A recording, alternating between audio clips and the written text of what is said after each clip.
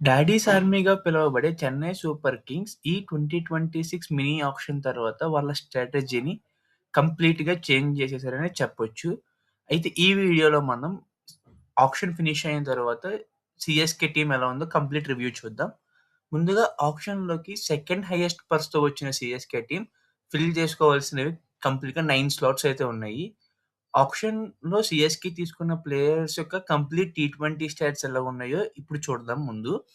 First తీసుకున్న pick వచ్చేసి Akira హుస్సేన్‌ని 2 crore base ప్రైస్‌కే తీసుకున్నారు. ఇతను ఒక left arm spin all rounder. Same Jadeja లాగే బౌలింగ్ యాక్షన్ ఉంటుంది. ఇతను ఒక బౌలింగ్ ఆల్ రౌండర్. బౌలింగ్‌లో మొత్తం 254 మ్యాచెస్ ఆడగా 251 వికెట్స్ తీశాడు.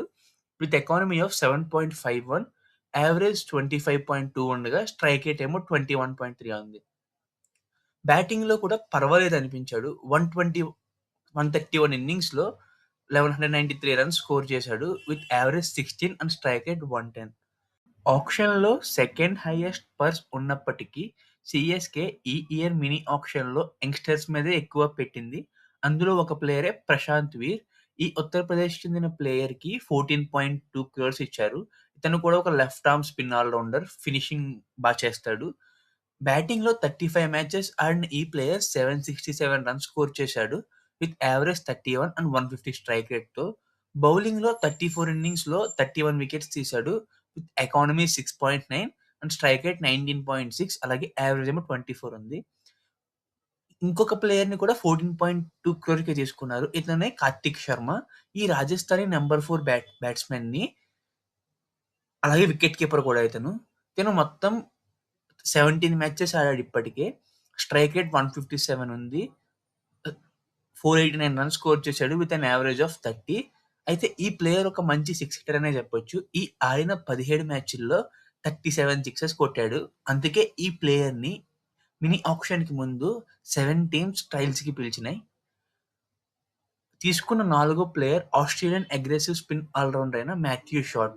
ఇతన్ని 1.5 క్రోర్‌కి తీసుకుంది సీఎస్‌కే. ఇతను ఒక బ్యాటింగ్ ఆల్ రౌండర్. బ్యాటింగ్‌లో ఆడిన 140 ఇన్నింగ్స్‌లో 3600 రన్స్ స్కోర్ చేశాడు. With an average of 28 and strike rate of 147.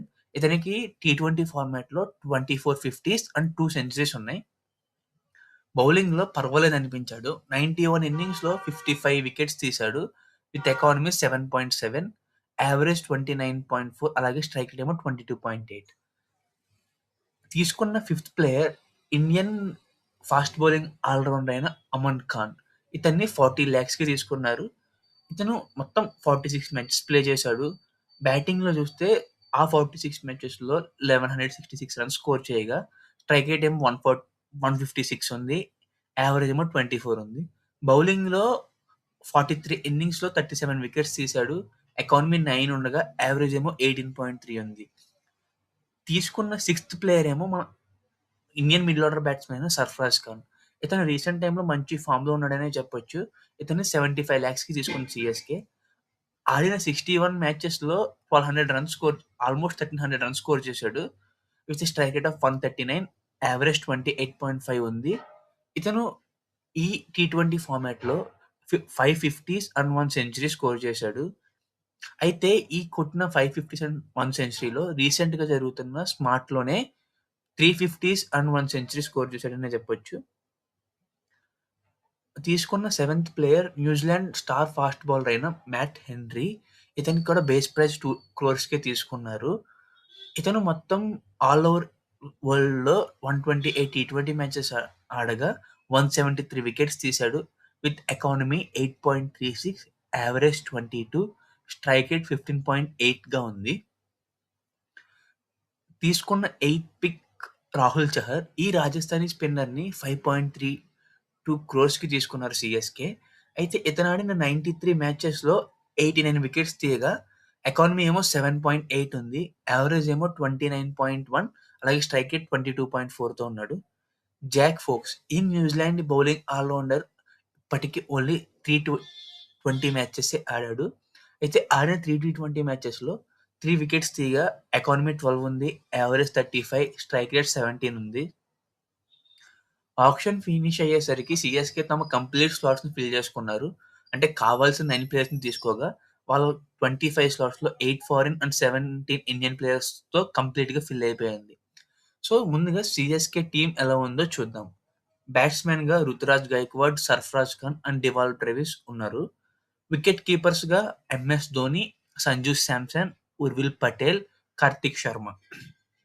All-rounders కేటగిరీలో Akeal Hosein, Aman Khan, Anshul Kamboj, Ayush Mhatre, Jamie Overton, Matthew Short, Prashant Veer, Ramakrishna Ghosh, Shivam Dube and Zak Foulkes ఉన్నారు. బౌలర్స్‌గా Matt Henry, Nathan Ellis, Gurjapneet Singh, Khaleel Ahmed, Mukesh Choudhary ఉన్నారు. స్పిన్నర్స్‌గా నూర్ అహ్మద్, రాహుల్ చహర్ అండ్ శ్రేయస్ గోపాల్ ఉన్నారు.